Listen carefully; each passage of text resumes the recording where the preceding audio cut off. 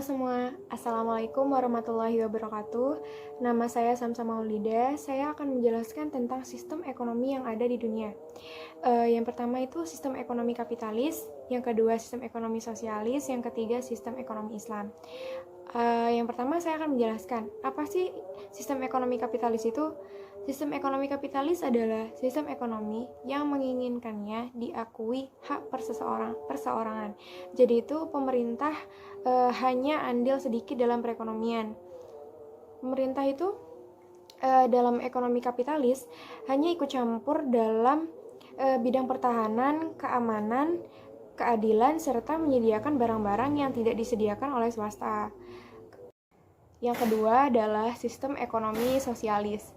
Jadi, sistem ekonomi sosialis ini adalah respon dari adanya sistem ekonomi kapitalis. Kenapa sih kok respon gitu?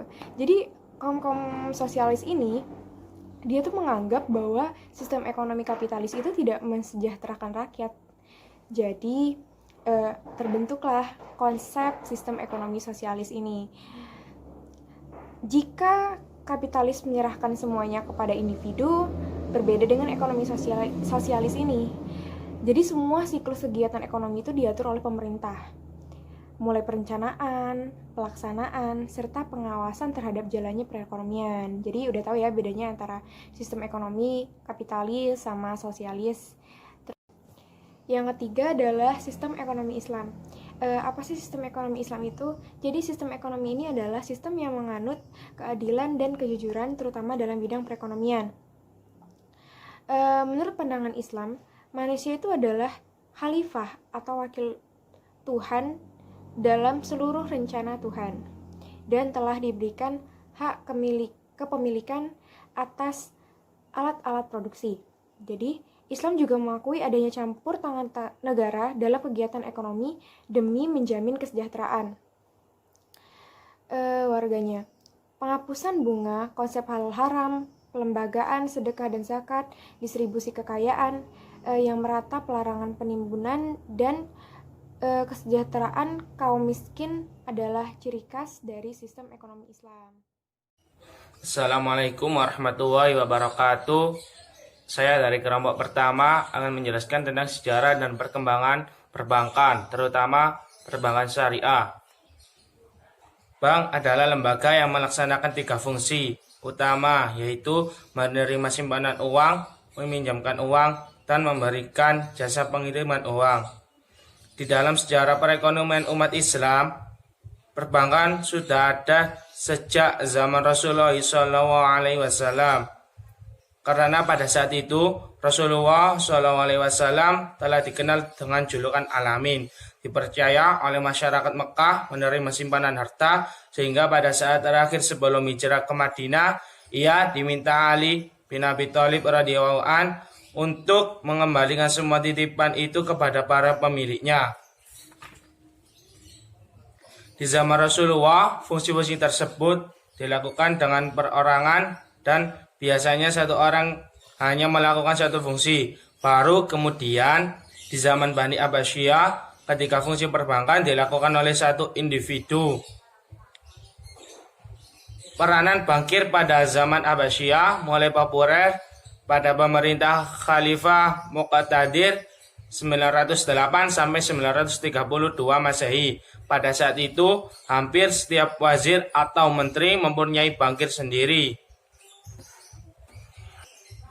Perbankan mulai pesat ketika beredar banyak jenis mata uang pada zaman itu, sehingga perlu keahlian khusus untuk membedakan antara satu mata uang dengan mata uang lainnya. Hal ini diperlukan karena setiap mata uang mempunyai kandungan logam mulia yang berlainan sehingga mempunyai nilai yang berbeda. Orang-orang yang mempunyai keahlian khusus ini disebut nakid, syaraf, dan jizib.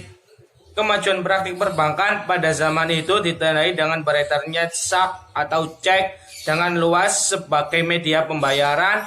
Bahkan peranan bankir telah meliputi 3 aspek, yakni menerima deposit, menyalurkannya, dan mentransfer uang.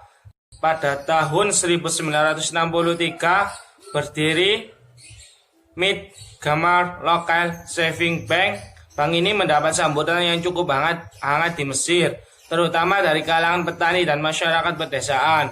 Namun, karena terjadi kekacauan politik di Mesir, Mid-Gemar Bank mulai mengalami kemunduran, sehingga operasionalnya diambil alih oleh National Bank of Egypt dan Bank Sentral Mesir pada tahun 1967.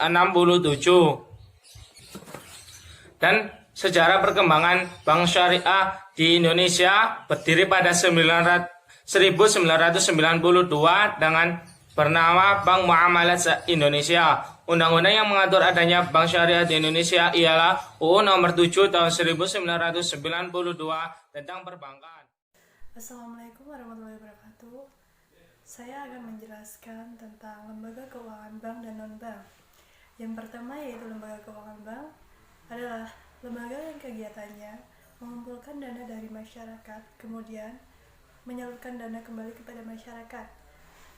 Untuk yang kedua yaitu lembaga keuangan non-bank, yaitu adalah lembaga yang kegiatannya merupakan perantara antara pihak-pihak yang mempunyai kelebihan dana untuk pihak-pihak yang memerlukan dana. Kedua lembaga tersebut memiliki beberapa fungsi. Yang pertama untuk lembaga keuangan bank adalah berfungsi untuk agent of trust, agent of development, dan agent of service.